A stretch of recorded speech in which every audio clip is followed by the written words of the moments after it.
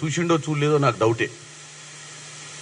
Ring road మీద రప్పరప్ప తిరిగి ring road చుట్టూ ఫామ్ హౌజులు కట్టుకోవాల్సినటువంటి పరిస్థితుల్లో వాళ్ళు అధికారం చెలాయించి ఇవాళ ఎన్నికలు వచ్చినాయని చెప్పి నడి రోడ్డు జూబ్లీహిల్స్ చౌరస్తాల చెక్ పోస్ట్ కాడ పోయి ఆటోలను ఆపి ఆటోలు ఎక్కి ఈ డ్రామా ప్రదర్శన నడిపిస్తారు. నేను మీకు కూడా ఆ స్టాటిస్టిక్స్ పంపిస్తా. నీ దగ్గర ఒక స్టాటిస్టిక్స్ ఉన్నాయి. వీళ్ళ హయాంలా 2014 నుంచి 2023 దాకా కేవలం ఆటో వాళ్ళ మీద 42,71,27,000 రూపాయల చాలాన్లు విధించారు. 42,71,27,000 జిల్లా వైజ్గా మీకు పంపిస్తా డేటా. మా గాంధీ భవన్ నుంచి పిఆర్ఓ గారు పంపిస్తారు. ఆ డేటా మీకు రిలీజ్ చేస్తా. ఎందుకంటే వీళ్ళ హయాంలో ఆటో వాళ్ళకి ఏం చేసిరో తెలియదు కానీ 42 కోట్ల రూపాయల చిల్లర అంటే 43 కోట్లు అనుకోరాదండి. 70 లక్షలు అంటే 43 కోట్ల రూపాయలు ఆటో వాళ్ళ మీద బతుకు తెరువు కోసం ఆటో నడుపుకుంటోళ్ళ దగ్గరనే వీళ్ళు వసూలు చేసిర్రంటే ఇక వీళ్ళ గొప్పతనం గురించి మనం ఇలా చెప్పాల్సిన అవసరం లేదు. ఎన్నికలు వచ్చినాయి కదా అని చెప్పి ఇక మేము ఎప్పుడు మాకు తెలివితేటలు లేవు. ఇక మీకే తెలివితేటలు ఉన్నాయి కేటీఆర్ గారు. ఇక మీరు బ్రహ్మాండంగా ఏది చెప్పినా ఇందాక చెప్పినాగా ఆటో వాడిని నేను తప్పు అంటే అది తప్పు, నేను ఒప్పు అంటే అది ఒప్పు అని రజనీకాంత్ పాట వాడినట్టు నువ్వు పాడితే ఇడవడు ఒప్పుకోడు. ఎందుకంటే మాకు కూడా తెలివితేటలు ఉన్నాయి, మా కాడ కూడా లెక్కలు ఉన్నాయి. మీరు ఆటో వాళ్ళ కాడ ఎన్ని వసూలు చేసిర్రో, మీరు ఆటో వాళ్ళ భవిష్యత్ గురించి ఎంత బాగా 10 ఏళ్ళు ఆలోచించిర్రో మా దగ్గర కూడా లెక్కపత్రాలు ఉన్నాయి. ఇక మేమేం మాట్లాడమని హైదరాబాద్ నగరానికి మీరు పోయిన తర్వాత ఇప్పటి వరకు హైదరాబాద్ నగరంలో రాత్రి లైట్లు వెలుగుతలేనట్టుగా, హైదరాబాద్ నగరంలో మంచినీళ్ళు వస్తలేనట్టుగా, హైదరాబాద్ నగరంలో ప్రజలు మొత్తం ఆగపోయినట్టుగా జూబ్లీహిల్స్ ఎన్నికలను దృష్టిలో పెట్టుకొని ఆ తీరుగా ప్రచారం చేసే ప్రయత్నం మీరు చేస్తుర్రు. ఇలా నేను ఒకటే చెప్తున్నా, మీ 10 ఏళ్ల పాలన గురించి ఎంత చెప్పినా ఇప్పుడు మీరేదో వచ్చి 2 ఏళ్లకే దండుపాల్యం అని చెప్పి 2 రోజుల నుంచి ఆ దండుపాల్యం మీరు బందిపోట్లు ఇవాళ జూబ్లీహిల్స్ ఎన్నికలు వచ్చినాయని చెప్పి బందిపోటు దొంగలంతా బుద్ధిమంతులుగా తయారైనట్లు మాట్లాడుతున్నారు. మీరు 10 ఏళ్ళు తెలంగాణ ప్రజలను హరిగోస పెట్టి ఇప్పుడు అవతార పురుషుల లెక్క మీరు యాక్టింగ్ చేస్తున్నట్టు తెలంగాణ ప్రజలు చూస్తూనేవారు.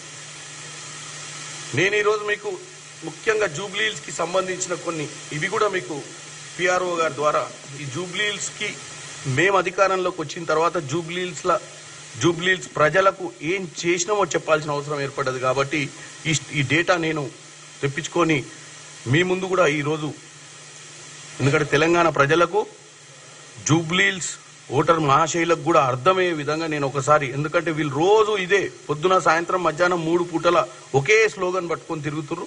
ఈరోజు క్లారిఫికేషన్ ఇవ్వాల్సిన అవసరం ఉంది. కాబట్టి ఈ ఎన్నికల సమయం ఈ 10 రోజులే ఉంది. కొన్ని ఇంపార్టెంట్ డేటా ఒక 5 మినిట్స్లో నేను ఇటు జూబ్లీహిల్స్ నియోజకవర్గంలో ఏం చేసినాం, హైదరాబాద్ జిహెచ్ఎంసీ ఏరియాల అభివృద్ధి కార్యక్రమాలు ఏం చేసినామని ఒక చిన్న బ్రీఫింగ్ ఇవ్వాలి తలుచుకున్నా. సో ఆ డేటాను కూడా మీకు నేను ఫార్వర్డ్ చేస్తాను, ఎందుకంటే మీకు దాంట్లో యాక్చువల్ ఫిగర్స్ వస్తాయి. ఎందుకంటే నేను చదువుకుంటూ వెళ్తా వీటిని. అయితే జూబ్లీహిల్స్ నియోజకవర్గంలో ప్రజాప్రభుత్వం 2023 డిసెంబర్ నుంచి 2025 అక్టోబర్ వరకు గృహజ్యోతి 200 యూనిట్ లోపు గృహ వినియోగదారులకు ఉచిత విద్యుత్తు ఏదైతే మేము ఇస్తున్నామో జూబ్లీహిల్స్ నియోజకవర్గంలోనే 25,925 కుటుంబాలకు 12.29 కోట్ల బిల్లులు చెల్లించడం ప్రభుత్వం తరపున. 11 కోట్ల ఖర్చుతోటి కొత్త పవర్ ట్రాన్స్ఫార్మర్లు, డిస్ట్రిబ్యూషన్ ట్రాన్స్ఫారాలు, 11 కేవీ ఫీడర్లు, దాదాపు 13 కిలోమీటర్ల మేరకు ఎల్టీ లైను ఆధునీకరణ పనులు చేపట్టినాం. ఈ జూబ్లీహిల్స్ నియోజకవర్గంలో 162 కోట్లతోటి అండర్ గ్రౌండ్ విద్యుత్ లైన్ వేయాలని ప్రతిపాదన ఆల్రెడీ సిద్ధం చేసింది జిహెచ్ఎంసీ. ఇకపోతే మహాలక్ష్మి మహిళలపై వంటింటి ఆర్థిక భారాన్ని తగ్గించేందుకు 500కే సిలిండర్ ప్రభుత్వం అందిస్తుంది. మొత్తం హైదరాబాద్ నగరంలో 2,60,000 కుటుంబాలకు గ్యాస్ సిలిండర్లు లబ్ధి పొందుతుంటే, అంటే 40 కోట్ల సబ్సిడీ ప్రభుత్వం మీకు చెల్లిస్తుంది హైదరాబాద్లో. జూబ్లీహిల్స్ నియోజకవర్గానికి సంబంధించి 19,658 కుటుంబాలకు 1,14,206 గ్యాస్ సిలిండర్ల సరఫరా చేసింది. అందుకు ప్రభుత్వం 3.6 అంటే 3,60,00,000 రూపాయలు చెల్లించింది. మహిళలకు ఆర్టీసీ బస్సు ఉచిత ప్రయాణం. ఇవాళ వాళ్ళు వచ్చి రోడ్ల మీద పడి మహిళల మీద మరి వీళ్ళకి ఏం ద్వేషమో, ఎందుకంటే వాళ్ళ ఇంట్లో కవితను చూస్తే కూడా అర్థమవుతుంది. వీళ్ళకి మహిళల మీదనే ప్రత్యేకమైన ద్వేషం ఉన్నట్టుంది. ఇవాళ ఆటో వాళ్ళను రెచ్చగొట్టడానికి ఆర్టీసీ బస్సులను మహిళలకు ఉచితం ఇవ్వడం వల్ల ఆటో వాళ్ళకు అన్యాయం జరిగిందని ప్రాపగాండా చేస్తారు. అంతకుముందు మెట్రో విషయంలో కూడా చేశారు. నేను ఒక్కటే చెప్పదలుచుకున్న, వీళ్లకు బస్సులో ప్రయాణించే వాళ్ళు ఒక సిటీ నుంచి ఇంకొక సిటీకి బస్సులో ప్రయాణించడం, ఒక గమ్యం నుంచి ఒక గమ్యం పోతారు. ఇంటి ముందుకు వచ్చి ఆటోలు ఎక్కించుకొని పోతే ఇంకొక ఇంటి దగ్గరికి పోవాలన్నా, ఏదైనా గల్లీలకు పోవాలన్నా, ఎక్కడన్నా బస్సు ప్రయాణం లేని దగ్గరకు పోవాలంటే ఆటోలు తీసుకుపోతాయి. ఎంత వ్యత్యాసం ఉంటుండొచ్చు ఆటోలకు ఈరోజు వ్యాపారానికి, ఉచిత బస్సుకు చెప్పండి. కాకపోతే వీళ్ళు ఏంటంటే జూబ్లీహిల్స్ ఎన్నికలను దృష్టిలో పెట్టుకొని తప్పుతో పట్టించే ప్రయత్నం అయితే క్లారిటీగా చేస్తున్నట్టు మీకు కనపడుతుంది. ఆర్టీసీ బస్సులో ఉచిత ప్రయాణానికి ప్రజాప్రభుత్వం అధికారం చేపట్టిన వెంటనే ఈ పథకాన్ని అమలు చేస్తే ఇప్పటి వరకు 1 కోటి మందికి పైగా మహిళలు హైదరాబాద్ నగరంలో 1,06,00,000 మంది జీరో టికెట్లు 1,06,00,000 జీరో టికెట్లు కొట్టడం జరిగింది. హైదరాబాద్ జంట నగర పరిధిలోనే మహిళలకు దాదాపు 2,410 కోట్ల రూపాయలు ఇలా సేవింగ్ చేసినాం. ఎవరికి చేసినామండి? మేము మహిళలకే కదా.